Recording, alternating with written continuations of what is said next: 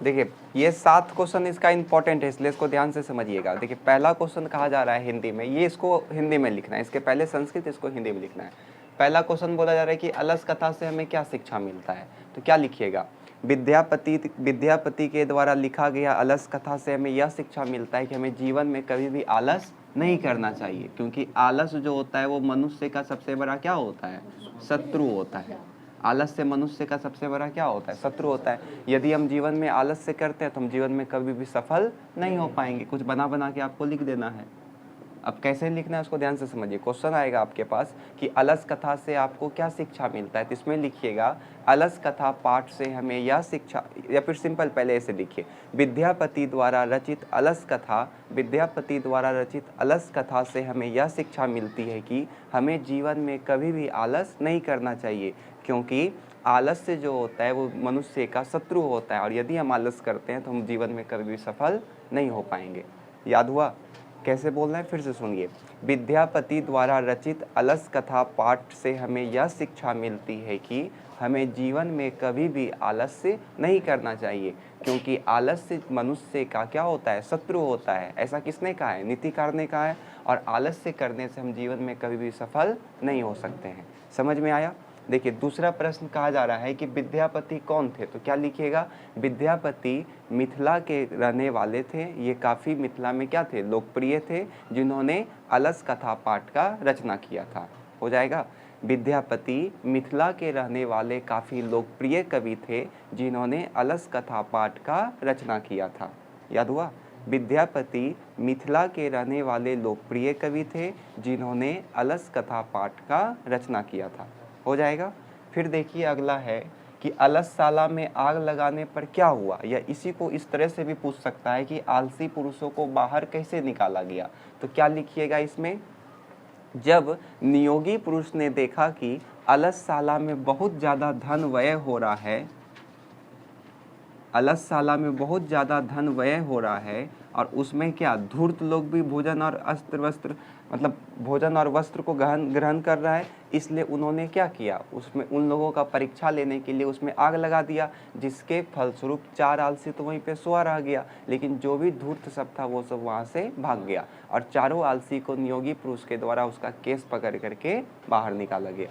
यही हुआ था ना। तो अब इसको बोलना कैसे है इसको, तो क्वेश्चन आएगा आपसे कि अलसशाला में आग लगाने पर क्या हुआ, या इसी में क्वेश्चन आएगा कि आलसी पुरुषों को बाहर कैसे निकाला गया। तो इसमें लिखिएगा कि जब नियोगी पुरुष ने देखा कि अलसशाला में बहुत ज़्यादा धन व्यय हो रहा है और काफ़ी धूर्त आलसी भी आकर के वहाँ पे भोजन और वस्त्र ग्रहण कर रहा है, तो नियोगी पुरुष ने उन सभी का परीक्षा लेने के लिए अलसशाला में आग लगा दिया, जिसके फलस्वरूप सभी धूर्त वहाँ से भाग गए और 4 आलसी वहीं पे सोया रहा, और उन 4 आलसियों को नियोगी पुरुष ने केस पकड़ करके वहाँ से बाहर निकाला। समझ में आया? फिर देखिए अगला प्रश्न है कि चारों आलसियों के वार्तालाप को लिखें, तो ये तो सबको याद होगा। पहला क्या बोलता है, क्या बोलता है पहला, कि अरे हाँ ये अरे यह हल्ला कैसा है। दूसरा क्या बोलता है, नहीं लगता है घर में आग लगाए। तीसरा क्या बोलता है, कोई धर्मात्मा नहीं है जो भींगा कपड़ा हम लोगों को ओढ़ा दे, ये ना बोला। फिर चौथा क्या बोला, अरे वचाल कितना बोलते हो, चुप क्यों नहीं रहते, ये बोला था। इसको लिख दीजिएगा। अलसशाला में चारों आलसियों का वार्तालाप कुछ इस प्रकार था। पहला लिखिएगा, पहला आलसी, अरे कैसा हल्ला है, ये कैसा हल्ला है। दूसरा आलसी, लगता है घर में आग लगा है। तीसरा आलसी, कोई धर्मात्मा नहीं है जो हम लोगों को भींगा कपड़ा से ढक दे। चौथा आलसी कि अरे वाचाल कितना बोलते हो, चुप क्यों नहीं रहते हो। आए समझ में?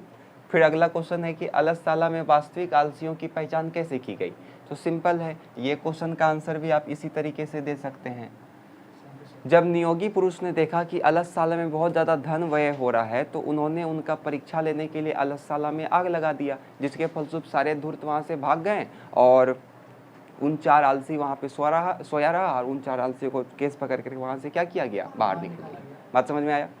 फिर अगला, अलस कथा का वर्णन कीजिए, तो वर्णन करना है आपको कहानी का सारांश के रूप में, तो क्या लिखेंगे हम लोग इसमें, विद्यापति द्वारा अलस कथा का रचना किया गया था। इसमें वीरेश्वर नाम का मंत्री के बारे में बताया गया है, जो प्रतिदिन अनाथ और गरीबों को इच्छा भोजन और वस्त्र देता है। उसी में से कुछ धूर्त लोग भी उसको ग्रहण करने लगा, जिसके बाद अलसशाला को चलाने वाले लोगों ने उसका क्या लिया, परीक्षा लिया, और इसके तहत उसने अलसशाला में आग लगा दिया। जिसके बाद धूर्त आलसी भाग गया, चाल आलसी वहीं पे सुआ रहा, उसको केस पकड़ के बाहर निकाला गया। तो कहानी को ही छोटा करके आपको इसमें लिखना है। फिर आगे देखिए, वीरेश्वर स्वभाव से कैसा था, तो वीरेश्वर स्वभाव से दानशील और करुणामय था, एकदम दयालु था। वो प्रतिदिन क्या करता था, गरीब और अनाथ को भोजन देता था, वस्त्र देता था। खत्म। तो अलस कथा में आपको टोटल क्वेश्चन कितना मिला, 7। पाटलिपुत्र में आपको टोटल क्वेश्चन कितना मिला था, 8। और मंगलम में कितना मिला था, 6।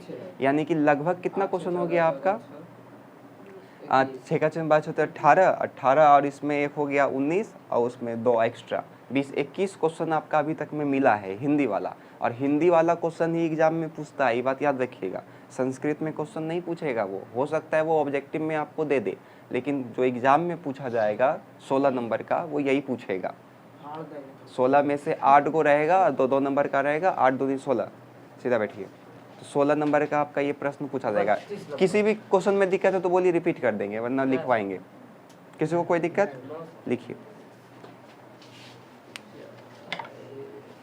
पहला का आंसर लिखिए, विद्यापति द्वारा रचित अलस कथा से हमें यह शिक्षा मिलती है कि, विद्यापति द्वारा रचित अलस कथा से हमें यह शिक्षा मिलती है कि, विद्यापति द्वारा रचित अलस कथा से हमें यह शिक्षा मिलती है कि, अलस कथा से हमें यह शिक्षा मिलती है कि, यह शिक्षा मिलती है कि हमें जीवन में कभी भी आलस नहीं करना चाहिए। हमें जीवन में कभी भी आलस नहीं करना चाहिए। हमें जीवन में कभी आलस नहीं करना चाहिए। जीवन में आलस नहीं करना चाहिए। हमें जीवन में आलस नहीं करना चाहिए, क्योंकि आलस मनुष्य का शत्रु होता है। क्योंकि आलस मनुष्य का शत्रु होता है। क्योंकि आलस मनुष्य का शत्रु होता है। आलस मनुष्य का शत्रु होता है। यदि हम आलस करते हैं तो जीवन में कभी भी सफल नहीं हो पाएंगे। यदि हम आलस करते हैं तो जीवन में कभी भी सफल नहीं हो पाएंगे। यदि हम आलस करते हैं तो जीवन में कभी भी सफल नहीं हो पाएंगे। अगला लिखिए,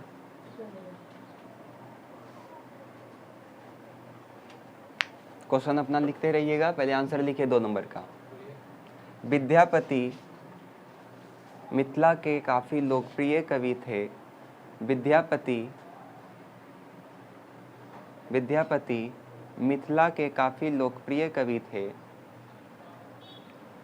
जिन्होंने मिथिला के लोकप्रिय कवि थे जिन्होंने अलस कथा पाठ का रचना किया था। जिन्होंने अलस कथा पाठ का जिन्होंने अलस कथा पाठ का रचना किया था। जिन्होंने अलस कथा पाठ का रचना किया था।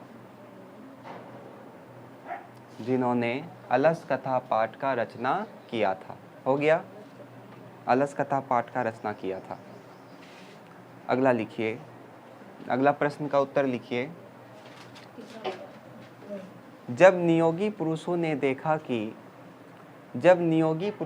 देखा कि अच्छा सुनिए, ये 3 नंबर का और ये 5 नंबर का सबका आंसर एक ही होगा, ठीक है। तो आप उस हिसाब से क्वेश्चन लिख लीजिएगा, ये दोनों और ये वाला एक ही करके लिखा देते हैं। जब नियोगी पुरुष ने देखा कि अलसशाला में बहुत ज़्यादा धन खर्च हो रहा है, अलसशाला में बहुत ज़्यादा धन खर्च हो रहा है, अलसशाला में बहुत ज़्यादा धन खर्च हो रहा है, अलसशाला में बहुत ज़्यादा धन खर्च हो रहा है, अलसशाला में बहुत ज़्यादा धन खर्च हो रहा है, तो अल्लाह सलाम बहुत ज़्यादा धन खर्च हो रहा है तो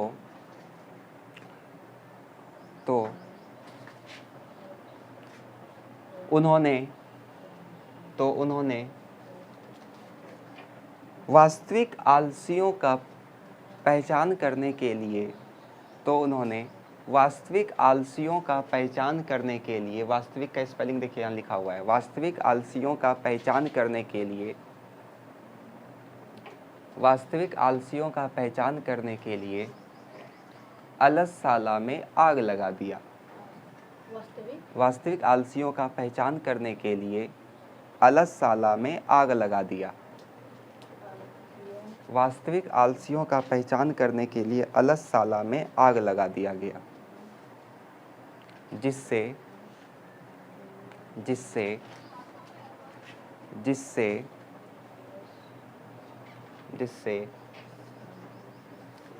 सभी धूर्त आलसी वहां से भाग गए, जिससे सभी धूर्त आलसी वहां से भाग गए, सभी धूर्त आलसी वहां से भाग गए, किंतु सभी धूर्त आलसी वहां से भाग गए, किंतु चार आलसी वहीं सोए रहा, चार आलसी वहीं सोए रहा, किंतु चार आलसी वहीं सोए रहा, किंतु चार आलसी वहीं सोए रहा, चार आलसी वहीं सोए रहा, और इस प्रकार से चार आलसी वहीं सोए रहा, और इस प्रकार से वास्तविक आलसियों की पहचान किया गया, और इस प्रकार से वास्तविक आलसियों की पहचान किया गया, और इस प्रकार से वास्तविक आलसियों का पहचान किया गया, वास्तविक आलसियों का पहचान किया गया। अगला क्वेश्चन 4 नंबर, चारों आलसियों के वार्तालाप को लिखें। तो इसमें लिखिए डैश दे करके, चारों आलसियों का वार्तालाप इस प्रकार है, चारों आलसियों का वार्तालाप इस प्रकार है, चारों आलसियों का वार्तालाप इस प्रकार है, चारों आलसियों का वार्तालाप इस प्रकार है। लिखिए, पहला आलसी डैश दे करके लिखिए, पहला आलसी डैश दे करके लिखिए, यह हल्ला कैसा है। पहला आलसी डैश दे करके लिखिए, यह हल्ला कैसा है, यह हल्ला कैसा है। फिर लिखिए, दूसरा आलसी, लगता है घर में आग लगा है, लगता है घर में आग लगा है, लगता है घर में आग लगा है। फिर लिखिए, तीसरा आलसी, तीसरा आलसी, कोई धर्मात्मा नहीं है, कोई धर्मात्मा नहीं है जो भीगे कपड़े से हमें ढक दे। तीसरा आलसी में लिखिए, कोई धर्मात्मा नहीं है जो भीगे कपड़े से हमें ढक दे।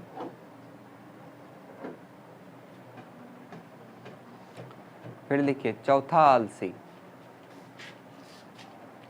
चौथा आलसी में डैश दे करके लिखिए, क्यों ऐसे कर रहे, चौथा आलसी में डैश दे करके लिखिए, अरे वाचाल कितना बोलते हो, अरे वाचाल कितना बोलते हो, चुप क्यों नहीं रहते हो, चुप क्यों नहीं रहते हो।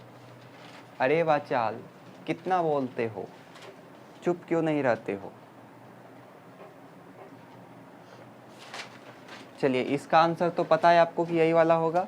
तो 6 नंबर का उत्तर लिखिए, अलस कथा विद्यापति द्वारा रचा गया है। अलस कथा, 6 नंबर का आंसर, अलस कथा विद्यापति द्वारा रचा गया है। अलस कथा विद्यापति द्वारा रचा गया है, जिसमें वीरेश्वर नाम का मंत्री, जिसमें वीरेश्वर नाम का मंत्री, जिसमें वीरेश्वर नाम का मंत्री, जिसमें वीरेश्वर नाम का मंत्री प्रतिदिन अनाथ और गरीबों को, अनाथ और गरीबों के साथ साथ, अनाथ और गरीबों के साथ साथ वीरेश्वर नाम का मंत्री प्रतिदिन अनाथ और गरीबों के साथ साथ आलसी को भी भोजन वस्त्र देता था। आलसी को भी भोजन वस्त्र देता था।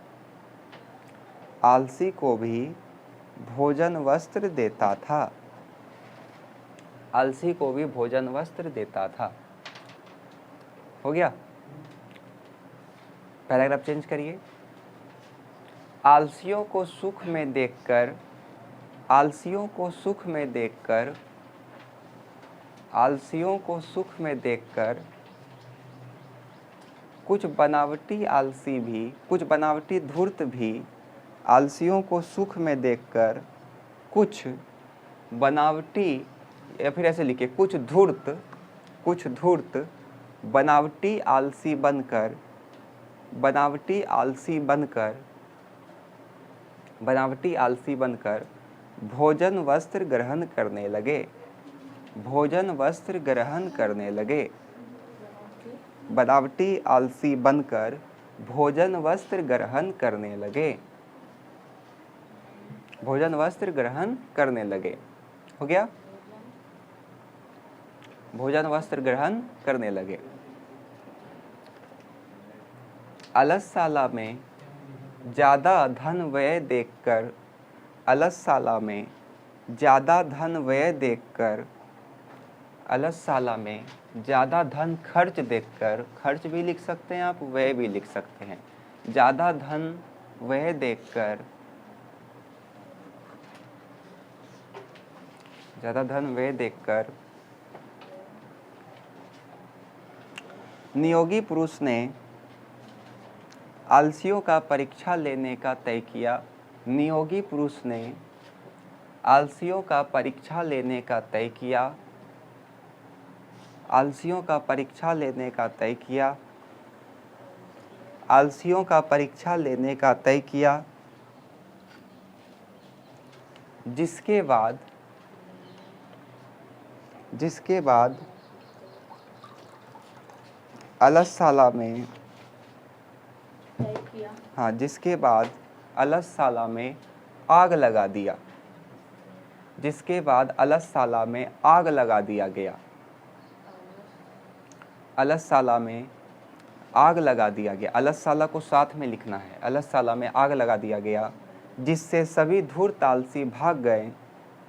जिससे सभी धूर्त आलसी भाग गए। जिससे सभी धूर्त आलसी भाग गए। जिससे सभी धूर्त आलसी भाग गए। किंतु 4 आलसी वहीं सोए रहे। किंतु 4 आलसी वहीं सोए रहे। 4 आलसी वहीं सोए रहे। हो गया? जिसके बाद उनको केस पकड़कर बाहर निकाला गया। जिसके बाद उनको केस पकड़कर बाहर निकाला गया। केस पकड़कर बाहर निकाला गया। अगला प्रश्न लिखिए कि वीरेश्वर स्वभाव से कैसा था। तो इसमें लिखिए, वीरेश्वर स्वभाव से दयालु और दानशील था। वीरेश्वर कहाँ का मंत्री था? ये मिथिला का। वीरेश्वर स्वभाव से दयालु और दानशील था। वीरेश्वर स्वभाव से दयालु और दानशील था, जो प्रतिदिन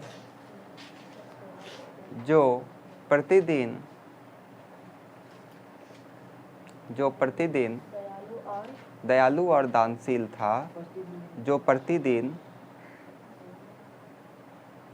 गरीबों और